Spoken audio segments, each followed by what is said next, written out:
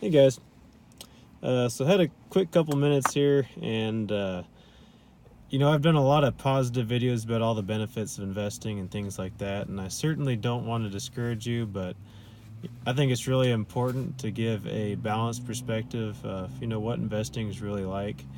And I've been talking with some of my investing friends recently, and we were kind of talking about some of the things that you see on the house flipping TV shows and things like that. And there's a lot of things that as a real investor that you're going to go through that they don't show on the TV shows.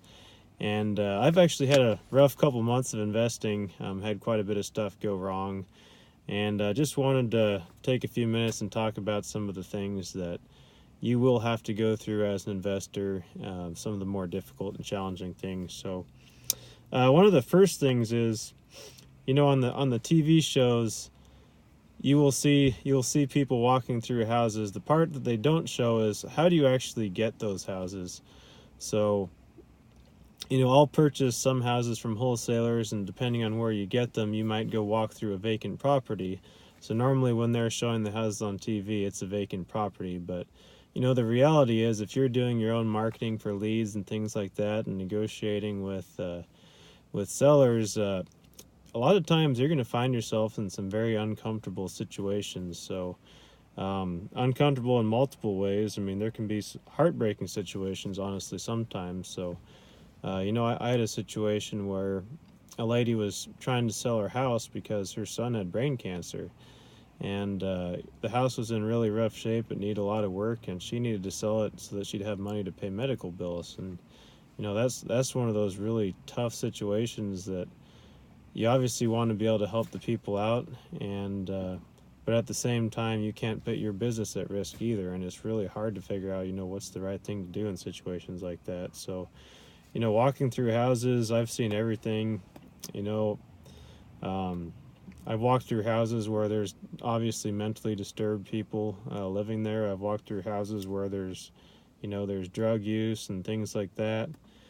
Um, I've seen signs of domestic violence. So, when you walk through, the type of people that are going to sell their houses, that are in really rough shape and as is condition, you tend to see the good, bad, and the ugly. A lot of bad and ugly, honestly.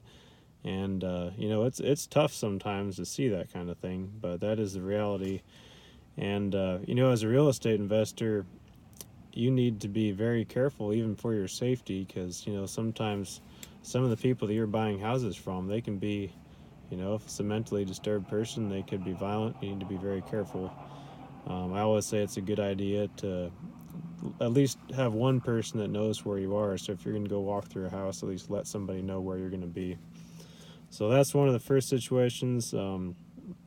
So scams. The reality is that there's a certain personality type that likes to take advantage of people, and those types of people are going to gravitate towards industries where they can scam people. So contracting and real estate investing.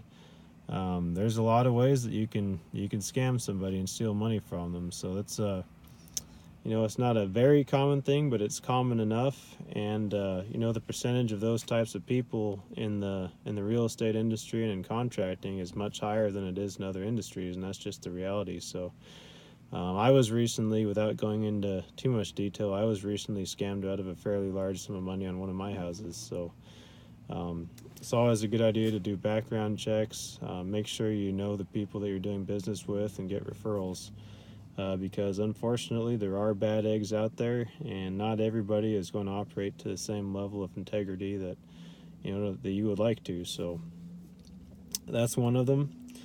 Tenant issues. So if you're a buy and hold investor and you have rental properties, there's a lot of gray areas as far as handling issues with people. So we had an elderly gentleman in one of our rental properties, and his social security comes in on the 15th of the month, and he was starting to get behind. And then our property manager, they automatically file the eviction papers if it goes past a certain date, and the late fees and all that and everything was just starting to build up, and he was getting farther and farther behind.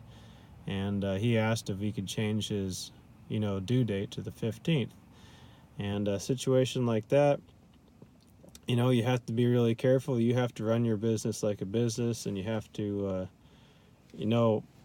it's definitely a gray area. There's not always one right answer. You need to be firm but fair so that people don't take advantage of you.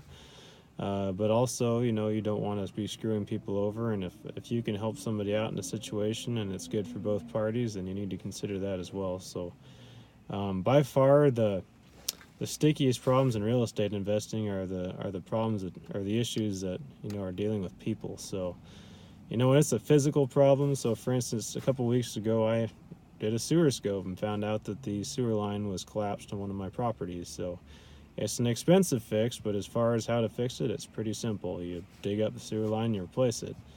But you get into the the human element and the people problems, and things are a lot stickier, and it's not always clear what the right answer is going to be.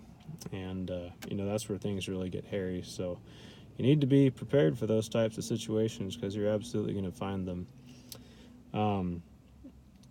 That's so like I said, I really don't want to discourage you guys from getting into investing. It's absolutely, once you learn what you're doing and you get things rolling, it's an amazing feeling to, be able to do it successfully. But there absolutely is bad things that come with the good, and it takes a lot of persistence to just push through those problems and keep on going. I had a pretty rough couple months where I just had a string of things go wrong. And it definitely takes fortitude to just push through and deal with the problems and not let yourself get all caught up emotionally in it. Just you objectively, what do I got to do to get through this? And when you go at it with that attitude, things go a lot better. But I can see where a lot of people give up and quit because they just haven't developed that fortitude or developed that mental strength or even prepared themselves for the kind of problems that you're going to have. So I think it's better for you to understand that these problems are going to happen up front, rather than kind of the false way that the house flipping TV shows and things like that present it. Because the reality of the situation is that it's not easy, it's not sexy like they make it out to be on TV. There's a lot of there's an ugly side to it for sure, and there's a lot of problems they're gonna have to deal with. So that is really it for today. Thanks guys for watching.